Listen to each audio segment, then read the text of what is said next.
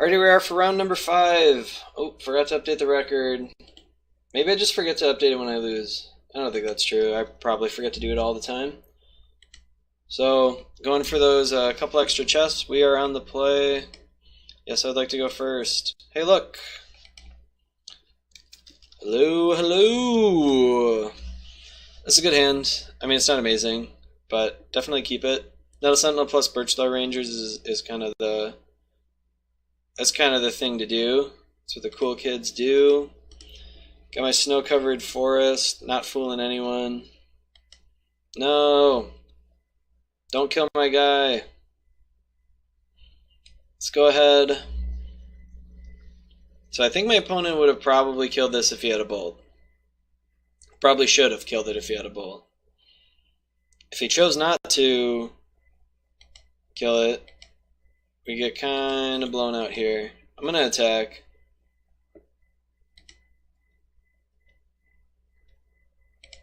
Okay, it kind of seems like he F6'd, so we got these. Gonna go ahead and play my Quarian Ranger. Gonna untap this, pick up my land, play a land. So we're pretty much gonna get to dump most of our hand this turn. I'm gonna go ahead and play this. I think the Well-Wisher is gonna be my 2-drop of choice. I get to play 1 2-drop.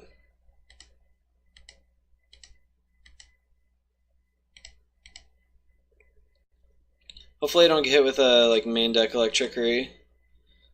That'd be kind of savage. It's one of my favorite things to have in my deck. Just the one of. Alright, we're gonna drown the other forest. Okay, we got a lot of power in play. The sad thing is when I look at this and I'm like, wow, this is like an average affinity turn 2. Oh, the black-red deck. Oh man, this matchup's so bad for us and we're doing so well right now. Our draw was so good. Huntmaster. 1, 2, 3. Yeah, can't deal with that. I don't think I want to gain the life. I think I'd rather deal all the damage. Sadly, I can't cast this. I could cast this. Yeah, I'll probably do that, I think. So let's go ahead and attack with just... I think dealing our opponent 1 is more important than gaining 7, unfortunately. It might seem weird to some of you, but I believe that to be the case. I can deal 1 more damage if I want to pick up a land, and I think I'll do that. Sure.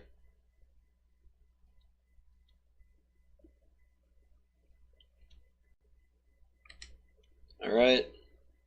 Let's untap my Quarian Ranger, pick this up. Green. Green. I guess we're making white. Alright, Well-Wisher.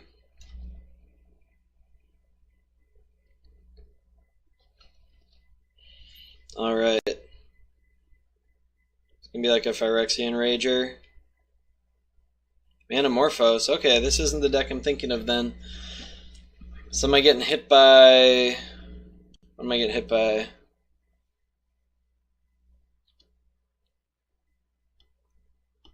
Yeah, I'm getting hit by the Reanimator deck, I guess. Do not think Reanimator is going to be able to keep up with this start. Okay, Birchlow Rangers. You and you. Play Timberwatch Elf. I could probably play both of these, actually, right? So tap 2, untap 1, untap something with... Yeah, so I can play both. That's probably better than dealing a couple damage this turn, because we'll have lethal next turn. Okay, Quarian Ranger untap. Pick up a land.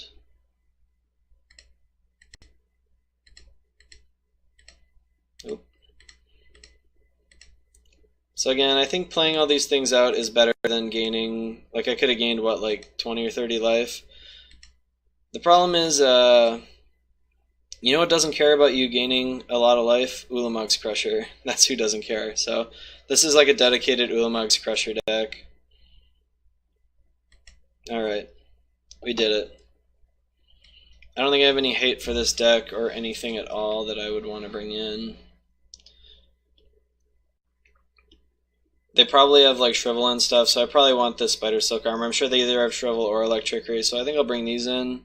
Don't really see any reason to bring in anything else. This isn't like Legacy where the reanimation spells are enchantments and whatnot. I'm going to take out all the Well-Wishers. You can see there they weren't important, they were just 1/1s. When your opponent is attacking with an 8/8 every turn and making you sacrifice 2 permanents, a couple life doesn't matter. A lot of life doesn't matter. 200 life doesn't really matter. This hand is pretty good. I'm going to need one more land to like really go off. I think Elvish Mystic is still the best start. That's the best one if it lives. What am I getting hit with here? Tormenting Voice, discarding Crusher. Psh, doesn't even have a turn 2 Crusher. What kind of deck is this? Can't even cast a turn 2 Crusher. So I can cast like a lot of stuff. If I play the Nettle Sentinel and the Birchlar Rangers, I can cast out my other Birchlar Ranger plus this Abundant Growth. But I kind of like to get these Vanguards down.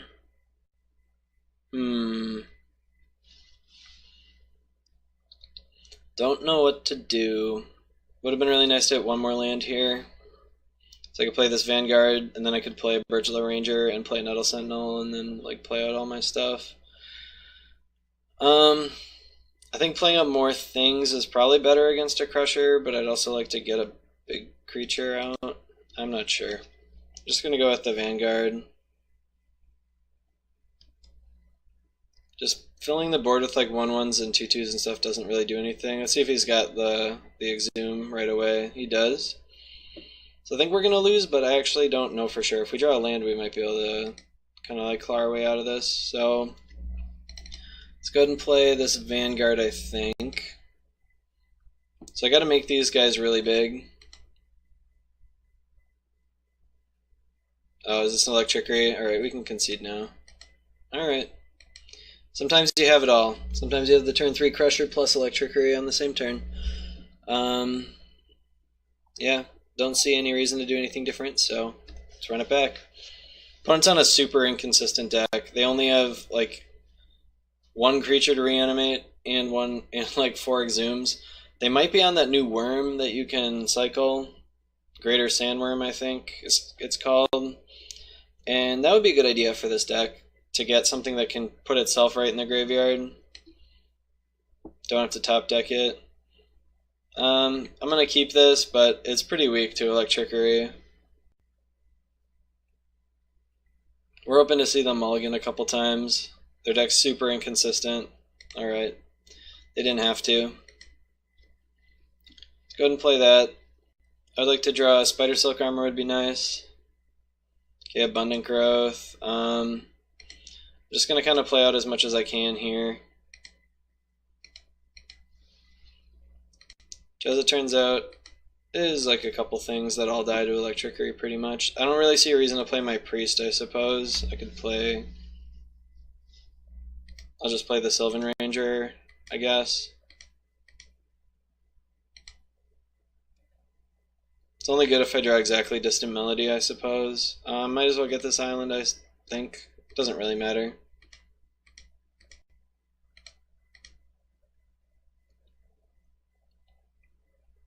Okay, we drew another forest. So Electricity is going to be pretty annoying. All I'm going to have is a 2/2. Opponent is probably trying to cast... Okay, yeah. Had to be something that was hybrid, so it was like tough for them to cast it. Tormenting Voice. So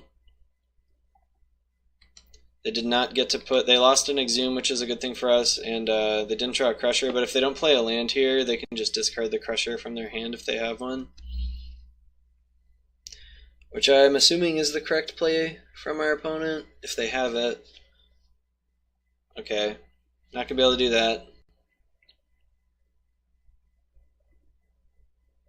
Alright, well, I guess we're going all in. I don't have any, I don't think we're gonna win even if I hold these back and our opponent has an Electrickery, right? Like, how am I gonna win? So, let's just run them both out there. It's possible I should keep one back just so I can untap my Nettle Sentinel. Alright, my opponent F6 their turn, and I F6 very quickly. They apparently do have this Crusher. If they want to Electrickery me, they do lose their Sandstone Needle, which I guess is something. I also don't have lethal next turn unless I play this, so I'm going to play it.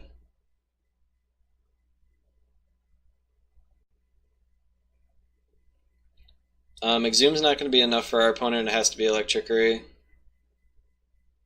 I'm just hoping they can't do Electrickery plus Exhume. That would be kind of the disaster. It won't be that hard. Like, if they have both, all they'll need is an untapped land. Looks like they're playing a Dredge creature, probably an Angler. Actually, don't think this is going to be enough for them if they don't have Electrickery next turn still. So I'm going to be getting in for, I don't know, a bunch here, 5. So they need one more, they'll need 2 more creatures next turn. Oh yeah, I can cast it face down. Oh yes. Check it out. 2/2. That lives through Electrickery. So if they, when they attack, I'm going to sacrifice both of these. I already have the island.